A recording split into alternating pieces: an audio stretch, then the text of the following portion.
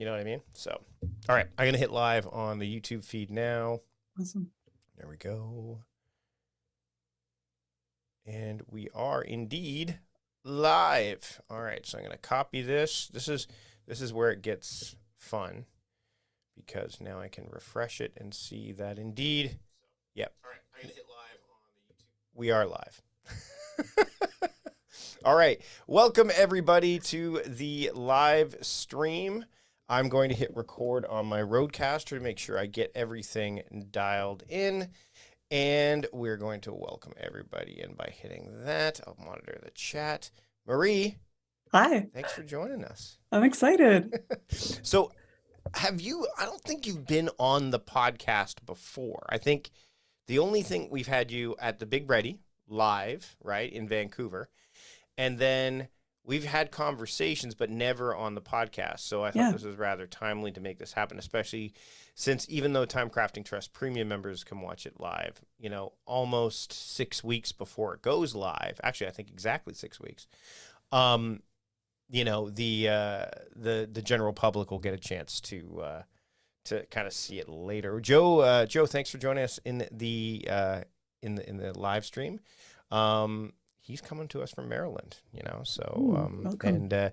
again, we're gonna geek out a little bit about Notion, but there's other things we're gonna talk about as well, because we know not everybody, and we'll probably talk about the good and the bad about Notion too, because I think there's some interesting stuff there to discuss as well.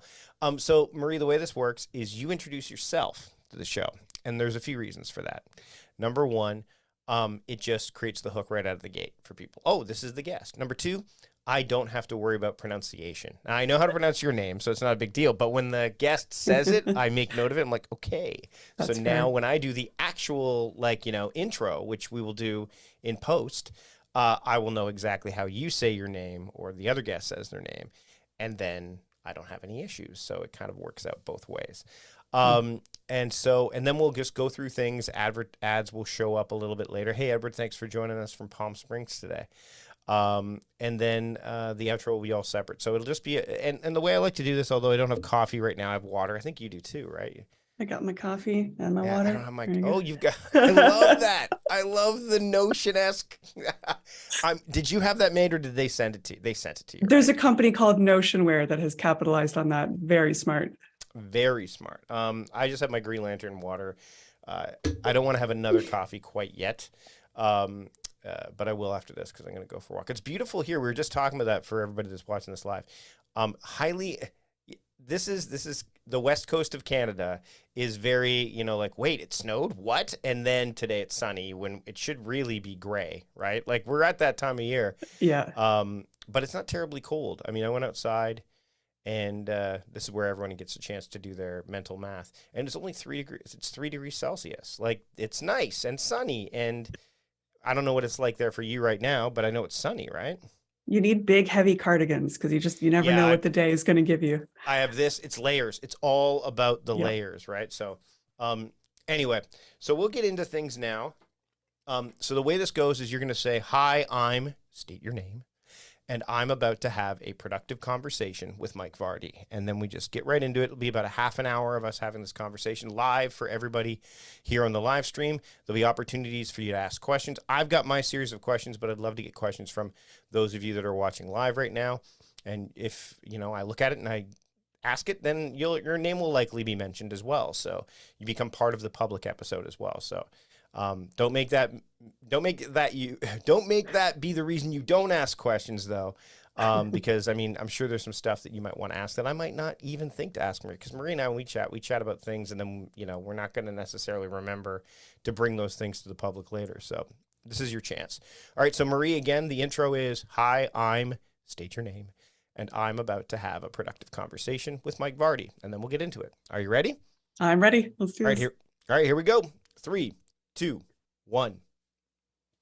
Hi, I'm Marie Poulin, and I'm about to have a productive conversation with Mike Vardy. Marie, it's about time I had you on this program. It's about time we had a productive conversation. It's not like I don't have Canadians on the show. In fact, I revel in it when I have Canadians on. And you're the closest Canadian, I think, to me that I've had on the show. I think I've had Russell Lolliker on the show before, and I'm not gonna put in the show notes all the Canadian episodes. That could be an interesting composite post later, because I think a Productive lot Canadians. well, and here, interestingly, right out of the gate, I know that when I've gone to conferences and when I do live stuff, that the Canadian doesn't come out right away. It's not something that people say, "Oh yeah, I totally know you're Canadian." Like, and maybe that's because living on the West Coast, it's not as pronounced of an accent. But I wonder. I've been to conferences where I'll say either I get really social and I have a couple drinks, and then the accent starts to come in a little bit more from being in Ontario or what have you, because that's where I grew up. So, Oh, same. I forgot about that. yeah. So are people Yeah. surprised when they find, like, is it like when it comes up, they're like, oh, I thought you were like, because the assumption is, oh, you're American, or you're not Canadian necessarily. Does that even come up with you? It's come up with me. I'm just curious. It doesn't come up a lot. It has come up in person at conferences where someone does recognize the Canadian right away, and I don't know what it is that I said, but they're like, "Oh, you're Canadian." It's, God damn it. Yep. I gave it away. But that's a good thing. It's interesting though, because as soon as, like, when I went to FinCon, I spoke at FinCon a few years ago, back in 2016. It was talk about, how to stop doing productive, start being productive, time, money, they're correlated, right? But what's interesting is that all of the exhibit hall kind of vendors were like, oh, so like we can help you with your 401k. I'm like, not me. Like, I would go around and they're like, what about your IRA and all that stuff? I'm like, and are you an S corp? I'm like, I'm Canadian. And what are you saying to me? Immediately they're like, yeah, okay, move along. We have people that we can, legal systems are just so different. Yeah, it's such a different thing. Such a different thing. Now, I want to dive right into something that I think is also pretty different and maybe just fascinating to me. Is you have a post. I'm chuckling because I do this to a degree with my own stuff, let's say in Todoist or ClickUp, but about the hair journey, the journey of the wavy hair. Number one, excellent clickbait. Excellent, like, because it's like, what's to track, number one, and secondly, like, was that, as somebody who loves to use technology and apps to kind of highlight that they can do things you wouldn't normally think about, was that the goal? Like, I'd love to hear how that worked and what the reactions were. A lot of people giving you the WTF reactions for it, or were they're like, wow, this is fascinating? I mean, as you know, I track a good chunk of my life in Notion, and I do use it to make my life better. I actually think it's much more of a personal development app than it is a productivity app. So I think of it as a way to improve my life every day, 1%. And so another example is improving my skin. So I've struggled with acne most of my life. And so I actually take a selfie every day and I track the skincare products that I'm using. And same thing with hair. So I only realized in the last year that I have wavy hair. I just thought it was wonky. I didn't know how to style it. And so every single day I was straightening my hair, stumbled upon a Reddit forum about wavy hair. And it was like, if your hair looks like this, it's because it's actually wavy and you're styling it like straight hair, which doesn't really work. So my mind was kind of blown open. And I thought, okay, what is this whole universe? I don't know anything about hair products or even just how to style my hair. So I was like, I'm going to track this. I'm going to track, day one, I have no idea what I'm doing. All of these terms and these phrases and pH balance of it didn't make any sense to me. And as someone with ADHD, memory can be an issue. Sometimes my brain can act like a sieve and that information doesn't stick. And so for me, Notion is a way for me to track that stuff, make it more visible, able to make connections between things that might be a little complex. So it just started as a way to help me remember and track the routine and what I was doing and what was working and what wasn't working. And I would rate it. Yes, no, okay, that worked, that didn't work. So I do that with a lot of areas of my life. It's interesting because it brings back to mind when Tiago Forte was on the show talking about how he started his building a second brain journey by tracking his health stuff, what was going on. So I think a lot of people, and I'd love to hear your thoughts on this, they gravitate to apps like Notion, or there are others out there, but we'll focus on Notion specifically, when there's a pain point that they don't, apps that are already out there don't have the flexibility to necessarily solve as simply, not as easily, but simply. So I've got two questions. I'm going to start with this one.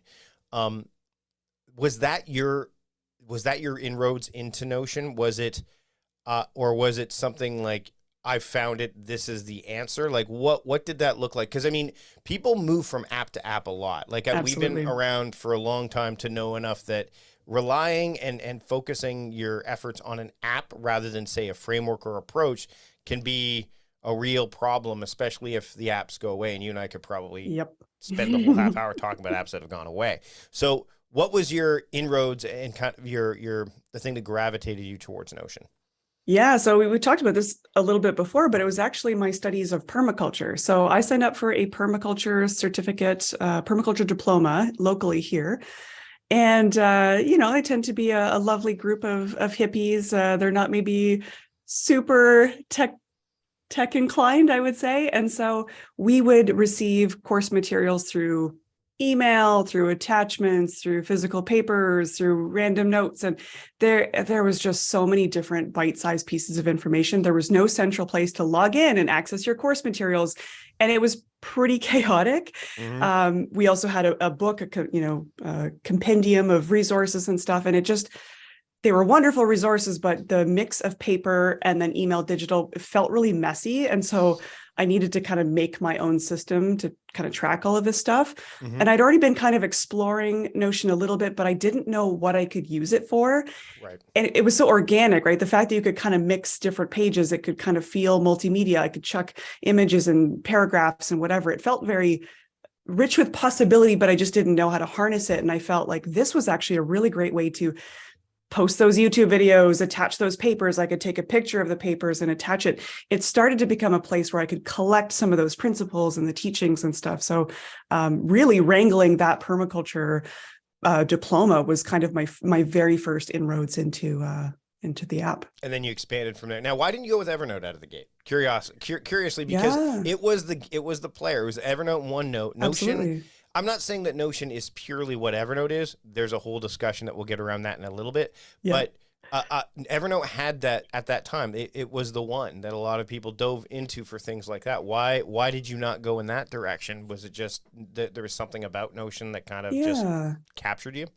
I mean, and I was an Evernote user for years and years and years, like probably Evernote beta, like I had been using it forever, but it did feel like more of a dumping ground. And I don't know if it's just not, wasn't able to take advantage of it in the same way, but I would consider myself a very, very visual person.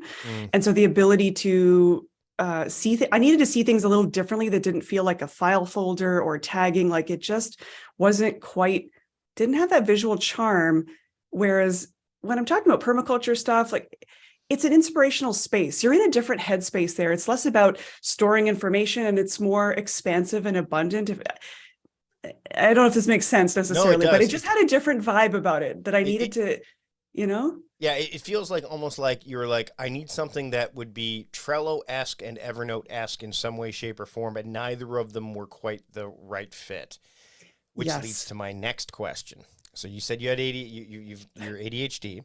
Yes. Notion to me can be like either the best friend of someone that has it, or as you know, the biggest enemy, because there's so much. See, that's the tricky part. And I think that's what happened with Evernote too initially, was it tried to be too much to anyone as opposed to this is for this person to do, like, and it's not like, I mean, really, most people classified Evernote as like a digital filing cabinet, right? And then as we started to get into personal knowledge management, we're backlinking, which is what Notion really kind of leveraged, and there's other tools that do that as well.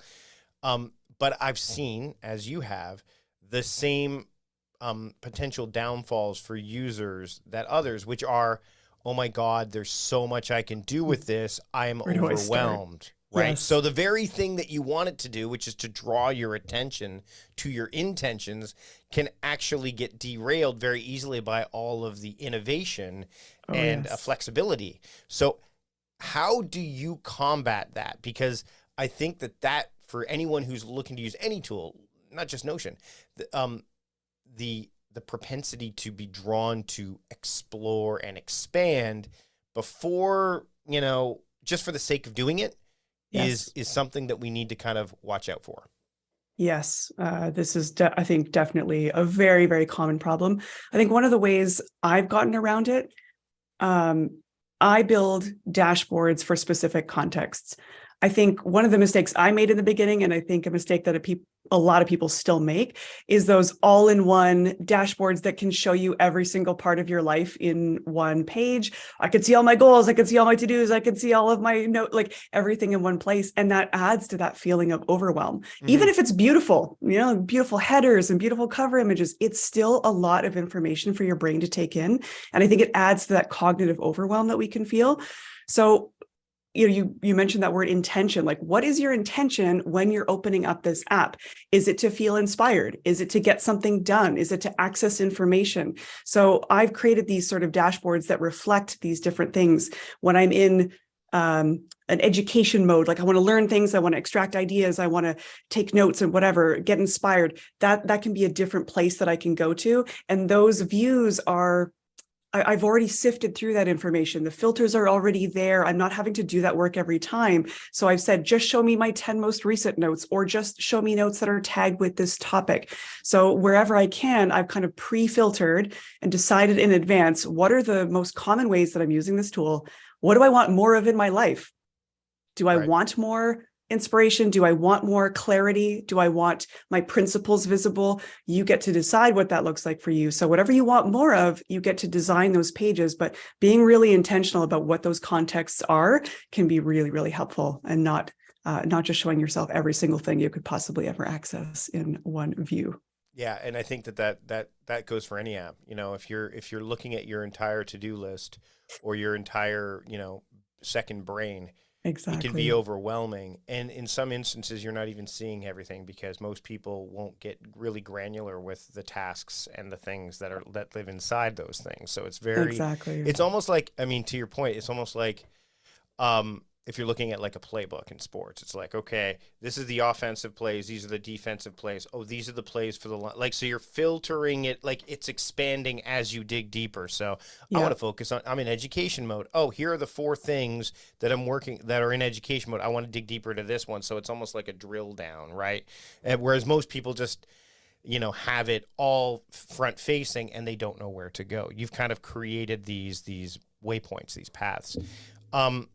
Templates. I can't tell you how many templates I've seen in different places. Yes. I'm not going to say that I think it's great. And I think that it's allowed people who don't know how to quote code, they can now code with low code. And it's almost, again, very similar to Excel spreadsheets. Like, we're going to build Excel templates and all. Like, these templates aren't necessarily new, but inside Notion, because Notion has 20 million total users, I believe. I don't know how many active users there are, but offhand, but it's a lot.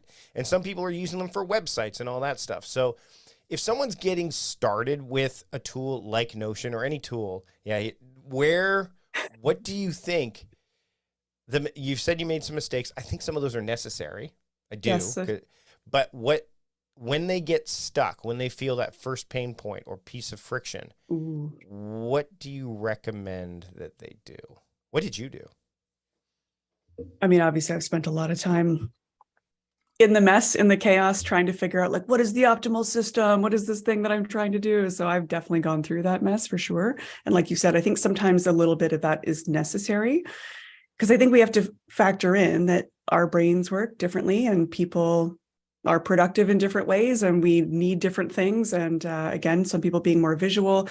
I remember, just a little bit of a sidebar here, I remember sharing one of my dashboards once in one of my newsletters, and I got a reply from someone that was like, all you Notion designers making things look pretty, you're wasting valuable real estate. You could have so much more on that page if you didn't use whatever view. And it was just it was so funny and judgmental. It was like, what if I actually don't want to cram more information? It's opinionated versus non-opinionated. But that's the thing, is that it's interesting because some software is needs to be opinionated to a point, but then and that's one of the things that I think people, and I know we're sidebarring a bit, but this makes total sense to do so, is that's one of the both, again, strengths and perhaps drawbacks of Notion, is that it isn't very opinionated. The opinionation lies within the user, to your point. So when somebody, and that's, it's interesting because that, again, transcends that. I've had some people reach out to me when I send an email newsletter with just links, and they have to click on the link to get deeper. And they're like, why didn't you just tell us what it said? I'm like, because if I tell you what it said, it's colored with my bias, right? And I'm not saying that I mean, I've kind of indicated you should go look at it. That's bias enough. Now you go ahead and look deeper and tell me what you get. Maybe you'll be like, I don't care about this. Or maybe you're like, this is what I gleaned from this, as opposed to here's what I think you should glean from this. It's very, I mean, nuance. I remember listening to Terry Crews on the Rich Roll podcast. We'll link to it in the show notes, where he said that we are losing nuance in the world. We're, with this idea of polarization, nuance goes away because it becomes everything kind of is trying. There's some absolutism taking place. But the problem is nothing is ever absolute. But with Notion and Obsidian and even ClickUp and a bunch at Evernote, if there's no framework or foundation, which this kind of lends itself to Edward's question, premium member of TimeCrafting Trust, who's in the live stream that we're doing right now for this episode, like how to get started with Notion. I think that in and of itself, I think, is the hard part. It's kind of related to the question I asked, which is, because it can be anything, that can be paralyzing in and of itself, right? What do you want this thing to do for you? Yeah. And I try to recommend, what's the simplest thing you could do? Where's there like the highest friction point in what you're doing? Is it like your ability to find your notes that you made? Is it, creating a library of all the books that you're reading or something like that? Like, could you start with one small, simple use case? For me, after the permaculture diploma, it was actually just daily journaling. Every single day. It can be a calendar view, it can be a board view, whatever you want, but adding a new day, it's got a date property, tracking my feelings, gratitude, what did I feel, and getting used to just what does it look like to interact with this database every day? What sorts of things do I want to collect? Noticing how I'm feeling about it. Like, there are so many different small ways I think you could use a tool like Notion while you're getting comfortable learning what it can do. So pick something small and be really intentional about that. Don't try to have it be this all-in-one, it's my productivity system, it's my library, it's my second brain. Yeah, it can be, but what is the smallest, most important thing that you could get it to do for you that would really just kind of help you in a little bit every single day? Maybe it's just a simple note-taking system. So I don't usually recommend people use it as a task management system. I actually think that's the most complex use case for it, and it requires a level of sophistication. It just takes a little bit of time. Notion kind of defies a lot of conventions, or it just doesn't work quite the same way. There's similarities, Microsoft Access, or there's other things people can kind of wrap their head around it, but it's kind of its own thing. So to get to that level, it takes a bit of time. I'd say start with almost more passive information than active, something that you're not having to add information to every day. Maybe it's that more collector. Okay, I'm collecting, for example, books you're reading, courses that you're taking. I think online courses is a really great one, right? So I'm signed up for this course. That's an entry in your database. I'm taking notes about it. You can start to get to the point where you're tagging things, you're activating it, but you got to start small, because it's going to feel like a sort of impossible, daunting task otherwise. I want to shift and talk about systems. You mentioned systems. With permaculture, I know when you were at the Big Ready, you talked about the systemization, the systems that exist within that. We've heard James Clear on the show before. Again, we'll link to it in the show notes. And this quote that he's often, but the quote that people know him best for: people don't rise to their goals, they fall to the level of their systems. Yeah. When you're starting a system, what do you believe is like the basic steps? Because I think, again, and I think this is related to what we're talking about, is most people, and you and I have been doing this for a while, they try to do it all at once. There's just something about that. And I know it's, it's so human to want to do that. It is to want to achieve, like to get it done. It's the same. I mean, I argue that, journaling, there's an example. Like, journaling is a practice. Meditation is a practice. It's not like you win. It's not like, no, journaling, like the end goal of journaling. Again, an example. Today, as we're recording this, Spotify just unveiled their Wrapped for 2022, which is actually, I didn't realize how much I enjoyed it when that happened, but it did. And the reason is because it creates a chronology of everything that you've listened to and creates a story around that, that you would not otherwise have put together, nor would you have realized that you forged. Journaling does that. Meditation, it's kind of like the invisible progress to a degree, this behind the scenes progress. But when someone's adopting a new tool, a new system, a new framework, there seems to be this like, I want to push this as hard as I can, as quickly as I can, either quickly. either to make it work or to see if I can break it and prove that what I was doing was fine, that nothing is better. So when when you're putting a system together, like I know you do dashboards and in Notion, you do specific things, but when you're building a system or creating a system, what are some of the things that you take into account right from the get-go to kind of strengthen it over the long haul? I mean, if I were working with a team, for example, like one of the first things you do is ask yourself, what are all of the different nodes, right? So a system is just like nodes and connection between nodes. That's really all it is at the end of the day. So you can look at that as categories, right? Like, are you trying to do task management? Are you trying to wrangle information? What are the different roles that you're doing in a day? Sometimes I'll kind of ask people to think about day in the life. Like, what are all of the different processes that you do in a single day or in a week? Who's impacted by those processes? What are the different tools that are helping you do those processes? So a little bit of a map. And so it starts with the chaos, I think, is getting it out all in the paper. That could just be a list of bullets too. Like, what do I do? And then what do I do next? Then what do I do next? Where are the gaps? Where are the places of highest friction? So I like to get people to think about that, is like, what feels the most frustrating in your day? Or what are the things you're doing over and over again where you're like reinventing the wheel, or like, there's gotta be an easier way of doing this, and just kind of laying all of that out on the table and starting to look at what are those categories? What are the things that you're touching, 100 times a day versus maybe once a week versus once a month? Like, where can we optimize for the places of highest friction first, but who's impacted by these different pieces and these systems too? So I think sometimes, especially at team levels, there's a lot of invisible work happening that we often haven't named. I think that's probably true at the personal level too, where there's things that we do that we kind of forget, even if it's working out or whatever. There's things that we're doing that we don't really consider as impacting the whole system. So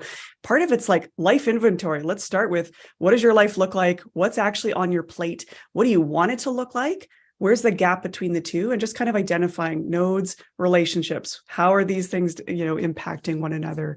And just kind of starting there. Like, it was a bit of sifting through the chaos first to look at what are the processes that are missing here, so that we could build a system to help kind of improve those processes. Well, without chaos, you can't have balance anyway. Like, chaos and order. I remember, again, when people who are watching this live, they see like all my comic book stuff behind me, and there's Vision right there. And one of his lines in the Age of Ultron is, humans are odd. They think that chaos and order are different things. They are kind of two sides of the same coin, and balances. Now let's actually, and this is interesting because it leads me to thinking about balance and identity.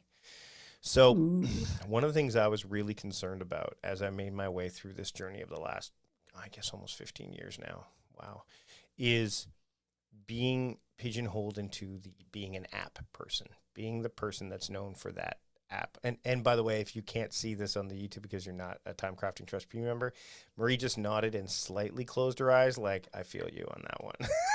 Yeah. I know where you're going with this. Yeah. So I had the opportunity to chat with Francesco D'Alessio of Keep Productive like a while ago, before he had his first kid.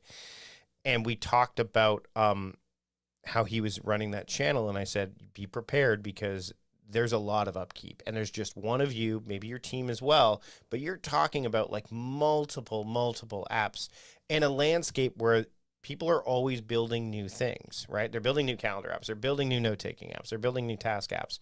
Heck, he's even built one, Bento. I'll link to that in the show notes as well as my first impressions video I put on YouTube. First off, are you concerned with having the identity kind of forged for you that you're the Notion person, or you're like the Notion master? I mean, it's Notion mastery. Like, I mean, because there's others out there. There's Thomas Frank. There's several other people, Danny Hatcher. Absolutely. There's lots of people there.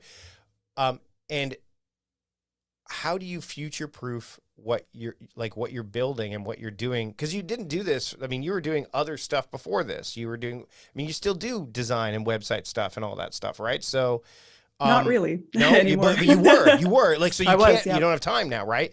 But I guess, how do you cultivate, there's the word, the identity that you want, knowing full well that there's still, and there always will be, this I'm known for Notion, or they know me because of Notion thing. Like, what are you concerned? Are you working on it? Like, what, I'd love to hear you're navigating that. Yeah, I love that you asked me that. When when I first stumbled into this Notion universe, I had no idea how things were going to explode. To me, it was like a side project. I was using it to organize my own life, and then we did it, to organize our business. And this is amazing, singing it from the rooftops and showing my friends how to use it.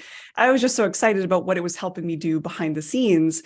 I didn't know where that was going to go. And like you touched upon, past life was doing web design, helping people launch online courses. Like, there were so many other pieces of my work that I think maybe informed the way that I see Notion. So user experience design is, of course, going to influence the way that I operate in Notion and make things look attractive and think in systems. So of course, all of that past experience kind of colored the way that I saw Notion as this possibility tool. When things kind of exploded, I could feel like I was on the precipice of, all right, well, this is about to take over my life. Like, do I want this to take over my life? Do I want to be known as the Notion girl? Like, that's a very real thing that could happen if I double down on this. So it was actually a very conscious decision. I said, you know what, F it. What's the worst that could happen if I double down on this for a time? Like, what if I said, this is the Notion chapter of my life and business, and I'll go all in on it. I'll make a course on it. I'll get known for that. And I can inject these other Notion agnostic ideas, principles, ways of seeing the world, because I think that's what actually sets me apart in that space. Is I'm not just teaching the tool outside of any context. Like, I'm saying, here's how to apply this in your life. How might this improve the way you show up in the world? And that's my favorite feedback from the course. Not everyone gives this feedback, but people do say, I bought this expecting a course about Notion, and it's actually a course about life mastery. Like, what the heck? I was not expecting this. So that's where I think I can't help myself. That's how I operate. I'm going to inject my own sort of opinions or biases throughout the way that I teach the tool. So I thought it would be a way to get some of my ideas or my perspectives forward in a really interesting, creative way. So I said, let's just try it for a time. It's been 3 years now.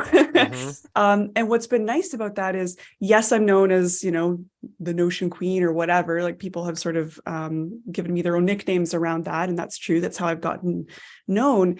But a lot of what I'm sharing, either in newsletters, tweets, whatever, it's sort of like, here's how I'm using Notion to think about this other thing, where it's almost like Notion becomes this afterthought. And so what it's allowed me to amplify my reach, which then I think gives me more freedom and flexibility, that after I can be thinking about what's after Notion. I could be thinking about what are the ideas that endure long after Notion might disappear. So it comes with, it's a blessing and a curse in some ways. Like, yes, I'm getting known for something somewhat narrow, but then it's kind of an invitation for people to go a little bit deeper. And I'm sure you probably feel like that with your work too, where it's like, yeah, they come for the app, but there's like other thinking about how we spend our time, what matters most, all of that. So it is interesting, because I think the journey that I've taken, and it seems like you've done the same to a degree. And by the way, it's not just you. I think people, this is what happens, is you go from being an enthusiast, you're using it, you're into it, all that stuff, to a specialist, in that you become very specialized in the tool, whatever it is, right? So maybe I was best known for, again, using Todoist and and different method and all the different productivity systems that are out there. And I could help people with any, whether it's the Pomodoro technique or Eisenhower matrix or getting things done or what have you. And then you become a strategist, which again is kind of happening along the way, which again happened with you. I mean, you were doing user experience, that there's strategy involved with all that. Absolutely. And now you've got the tool that you can kind of leverage in that regard, but now the focus is starting to shift a little. And then eventually, and what's interesting is, the more time you spend, and I'd love to hear your thoughts on this, in dwelling in a space, 3 years, in this very specific space, but with all the other things that are informing it, there is obviously a philosophical bent that shows up. I don't think you can help it, because you've spent a lot of time in an area. You're gaining experience. Along the way, you're gaining knowledge, and then that turns into wisdom to a degree. And there's no it just is a natural progression. I don't have you, do you Yeah. feel that way? Oh yeah, definitely. And this sort of permaculture stuff I've been studying and systems, like there's just a lot of stuff that obviously informs the way that I teach and show up and whatever. And so it's kind of inevitable, I think, to think about, okay, well, we did this at our team retreat. It was like, theoretically, Notion sells to Salesforce. Notion disappear, whatever, it collapses. There's a crazy bug, it doesn't exist anymore. What are the ideas that endure after that? Yeah. And I think even, I run my company with my husband. So we've been working together since 2014. We have gone through so many iterations of our company. We've been like, we're the web design agency. Now we're a digital strategy agency. Now we're doing online courses. Like we reinvent ourselves every couple years and we just keep collecting those insights and wisdom along the way. Both of us are kind of generalists. We in the technology space, we work with customers all the time. Like we've seen so much and we have so much insight. And I'm like, yeah, if Notion goes away, like we're just going to apply this wisdom in a different way. And it just might look different than what we expect. So I'm not very attached to, I think, the outcome or kind of what it needs to be. There's going to be something different. My life is going to look very different in 10 years than it does now. And I'm very comfortable with that. I don't know exactly what it's going to look like, but I just see this as like every chapter is just giving me something really interesting and rich and different. That's just going to keep cultivating, this beautiful landscape that we're building. It's almost like the hair journey. It's a different journey. Like the hair, you understand more how to make the hair wavy. The rest, and you steel yourself for the future, right? Because you're kind of future proofing it. Yeah. Before we wrap up, Edward, one of our premium members has another question. So do you still use other tools, other apps, other than Notion? Like, what do you use, or does everything go into Notion? I know the answer to that. I think to your point about what if Notion goes away, what if anything, it's important to, I've said this before, there's a blog post about it called Focus on the App Within, because, have that framework in mind. August Bradley has his system that you could move from one to the other. We've got TimeCrafting that I discussed that can move from one to the other. David Allen's Getting Things Done purposefully never tied itself or tethered itself to any app for that very reason. So what are some of the other tools that you use in addition to Notion to kind of make things go? Yeah. I think any business owner knows there's probably just like a whole wealth of tools that we do kind of have to rely on for different parts of the business for sure. Obviously, most things for me go into Notion. It is my, task and productivity and projects where I capture notes and things like that. But for things like mapping and ideation, a lot of that happens in Whimsical, right? Board, just like creative boards where I can go and play and move things around and whatnot, and collaboratively do that with other people in a very visual way. I think that's really important. Things like Dropbox, of course, for file storage, 1Password, like there, tons of tools that I think a lot of people rely on the regular. But yeah, most of it does happen in Notion for sure. But I didn't think start that way though, obviously, because you even said that task management and project management, I'll be the first to say I would never, ever, ever recommend anyone do that because it requires, unless you've got someone that can build, unless you get a template, unless somebody can, and then you're using and you can modify those. Like, make no mistake, that's the one thing I do love about templatization is that, especially with Notion, is that there's so much flexibility that you could, make it your own, right? So, but if you're going to try to, out of the box, build a task management solution inside of Notion, hold the phone, no, because it's not. It can do that far better. It's, if someone says, well, I did it in Evernote, I'm like, well, that was crazy in the first place because it doesn't have the implementations in Evernote to do that at all. Right? It's added more, but that's not the lane it goes down. So you obviously didn't start there. It took you a while, and you probably continued to use cultivate and nurture and kind of make it so that and fine tune it, right? Because you're in there, it's not like you're losing any kind of mental bandwidth or facing any friction along the way because you've kind of dedicated your attention to it, right? Yeah. Well, what are some of the tools, if I can ask Mike, what are your main ones that you're touching every day, whether it's the task management or the second brain? So what's your stack? So ClickUp is my task management tool for business, for team, right? Because it scales really well. We also use ClickUp Docs in there. It's kind of very much like how you're using Notion. We are slowly moving everything into ClickUp because it does have that now. And it doesn't have as much flexibility as Notion, but that's by sometimes design, that's better. right? Yeah. We use Front for email because what I like about Front is it does tether itself to ClickUp if you want it to, but also you can have, it's like a dashboard for all communications. You can have your social in there. You could have even web chat in there if you want, but I can also have discussions with team members, which means I get to eliminate Slack from the equation, right? So everything can happen, and I can assign emails to people in Front. So if I get a podcast guest request, for example, I can then assign that to one of my team members to review and then respond. I don't have to put that in ClickUp, which is what you used to have to do, or forward them the email. I just assign it to them, and then you can have discussion about the email in the discussion area. So it creates this, it's the bridging of the gap between communication and task management, right, and project management. Yeah. So I really like it for that. And then really, I'm still in the midst of my PKM kind of figuring out phase. I still have stuff in Evernote because it's a pain to get it out of Evernote. Always has been, always will be. But I've used Obsidian. I've played with Notion. Primarily, we used it for we used Thomas Frank's film, like YouTube stuff for it because it was really well done, and I like what Thomas did with that. Yeah. So that's, I think I have that template still. But we haven't played with YouTube in a while in terms of long-term planning. So it's kind of, and frankly, we could move that into ClickUp if we wanted to. Yeah. Tana, I've been playing with a little bit.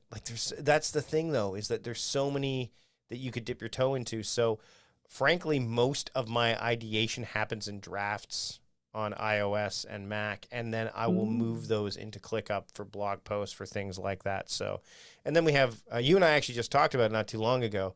We're starting to move all of our payment stuff into Thrivecart, mainly because of Canadian taxation purposes. By the way, Pete mentioned the reason that we don't necessarily have that was we don't have the A's that show up every once in a while when we talk about when we're speaking Canadian. We don't drop A's at the end of our sentences. So good catch, Pete. Eh? Good job. So those are kind of the tools. I mean, there's other tools that we use, but those are, I think, at the core what my team and I use. Now, personally, I use Todoist for personal. And there's a reason for that. You mentioned earlier that Notion need to have filtration, right? Like this is what so for me, the filtration is two different apps. And the tethering is the tagging, right? So I'll use the same tags based on themes and modes and stuff like that in ClickUp that I use in Todoist. So if I wanted to look at my low energy tasks in ClickUp, they're all tagged that way. Same in Todoist. So the common ground isn't any kind of active technological or mechanism that's done by technology. It's my brain. My brain goes, I'm tired. What can I do when I'm tired? Oh, I'm going to do personal stuff. Oh, that's in Todoist. So my brain is segmented that way because I know I can get distracted. Interestingly, I don't have ADHD, but I do know that if I'm looking at everything in ClickUp or everything in Todoist and it's 5 o'clock at night, I shouldn't be looking at work stuff anymore. I just shouldn't. Right? Same thing with if I'm looking, that's why my emails are separate. I use Airmail for personal email and I use Front for professional because I don't want to see it. I'm literally creating a walled garden for all these things. You create more friction, right? Yes, to make that easier. It's forced. It's a forced function, right? Because that way I don't get caught up. And what's interesting is people go, why wouldn't you just use one app? I'm like, you could.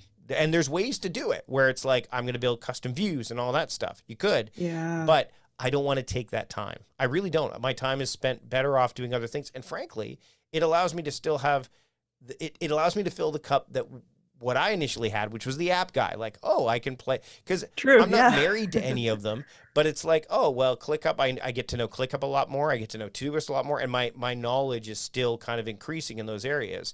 I will say it'll be interesting when I finally settle on a PKM. Right now, I've got most stuff in Obsidian. I like what Nick Milo has done with linking your thinking, and I like the idea of Markdown and all that. So, I mean, I like all that stuff.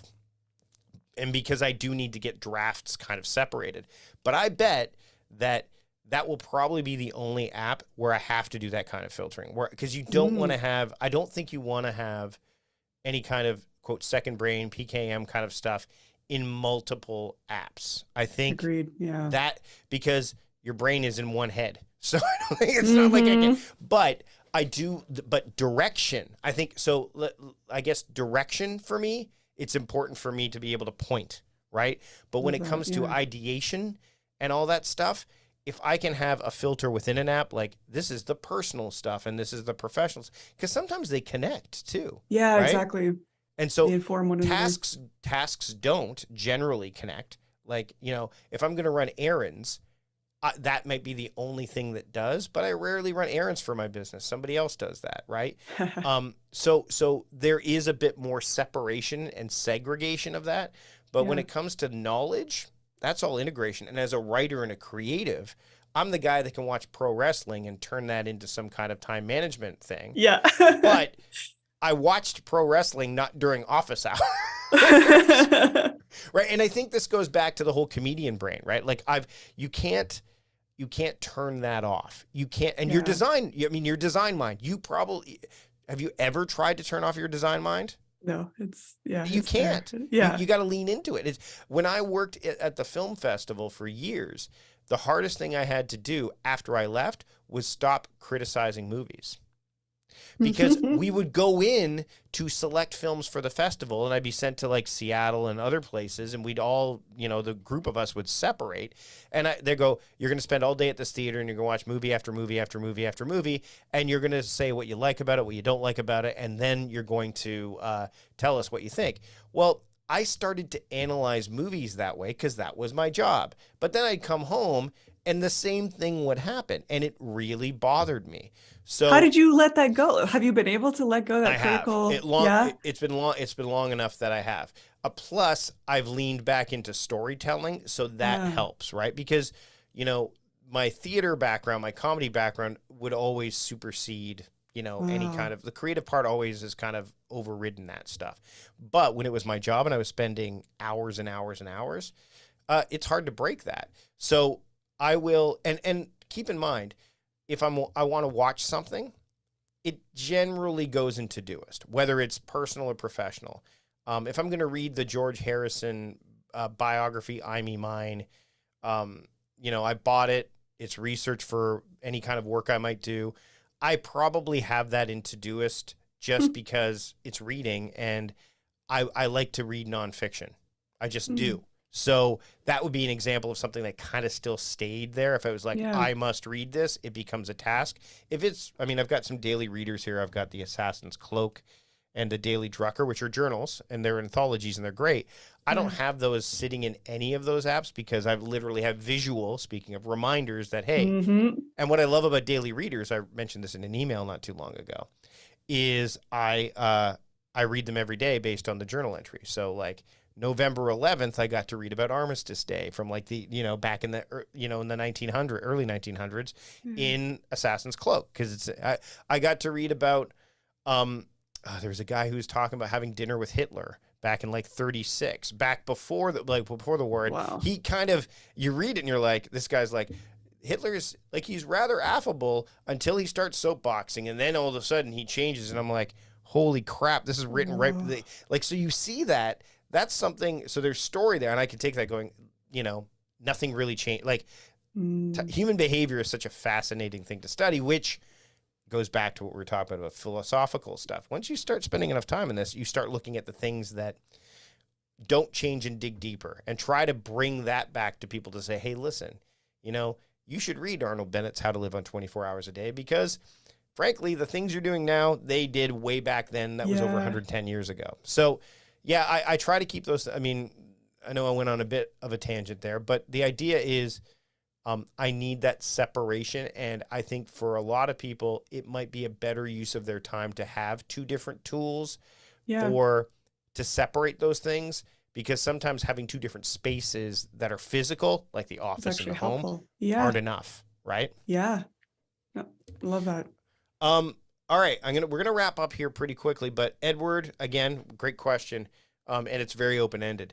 So what's next for you? Like, what are you? It was a nice kind of segue because we've talked about like you're the Notion Queen, the Notion Girl. You know a lot about Notion, but it's been a 3-year journey, and it's not like you're going to just up and quit using Notion and say, I'm not doing that anymore. But what does the future hold? You just went on a team retreat, so there's got to be some plans in motion. Yeah, we have been talking a lot about that future proofing. So how do we how do we make a course like that easy enough to update so that when Notion does add a new feature, it's not like, oh gosh, now we need to update 80 different lessons or something like that. So we're looking at how can we better future-proof it, make it more modular. And then I want to start thinking about some of the system level stuff, like what are the systems that endure? What are the thinking? What are the other philosophies that we have about kind of how we work or how teams can work or collaborate that are going to endure long after Notion? And do we lean into those a little bit more? Like one of the examples is myself and one of my teammates did a minimum viable systems training, right? So it's like, how do we strip things back to the absolute basics and look at what do you really need at a system level? You're capturing systems, all this stuff. And that was really well received. And people were like, oh my God, I feel so heard. A lot of us are in that sort of, everything's on fire, it's panic. How do I actually really break this down into its simplest pieces and not. It was the opposite of Notion mastery in a way. We're not building the ultimate system. We're actually just starting with ground zero. Let's just strip everything back and get back to ground zero. So it was really well received. And so I want to think about what are some of those things that people are clamoring for, they need, maybe there's a shift in perspective that they could use that doesn't matter if it's in Notion, doesn't matter if it's in Evernote. How can we really dig into what's essential, what matters most, and what is something that people are just kind of craving? So we're kind of leaning into that, like what are the conversations we're hearing in the forum? What are the patterns that keep coming up over and over again? And what would it look like to lean into some of those trainings that support what we're doing with Notion mastery, but still endure even if that didn't exist? So it's a little bit of let's wrap this up and make it future proof. And then let's start to expand, like what are some other trainings? What could that look like? We still don't know for sure, but we're just sort of listening to like, what is the market telling us? What are people asking for? And where can we pull our specific weird mix of expertise between, Ben and myself to show up differently and to teach something different. Well, it's the start of the year, so now's the time to kind of look in and lean into that kind of stuff. Speaking of which, where can people lean in and learn more about the work that you do so they can keep up with it and see what happens as the future unfolds? Yeah, so a couple of different properties, notionmastery.com. That's the sort of main one. That's our signature course. Our company is weareokidoki.com. We can drop a link there as well. And Twitter, I think, is probably at the moment. I don't know if that'll change, but at Marie Poulin is one way to say hello and reach out. But I think who knows where that's going? Yeah, who knows? I mean, remember these podcasts are timeless. We'll see. Who knows? Maybe Notion and Twitter will be gone by the time someone's listening to this. Marie, this has been an absolute treat. I'm glad we had a chance to do this. Thanks for having a productive conversation. Thanks for having me, Mike. Yeah. All right, folks, we're going to end the live stream now. I'm going to stop the recording on Zoom. I'm going to end the stream. Thanks to everybody for tuning in. Edward, thanks for your questions. Pete, I know we had a couple other people in there as well. Joe, thanks for joining us too. We'll see you later. Marie, stick around. I'm just going to end the stream real quick. All right. Okay.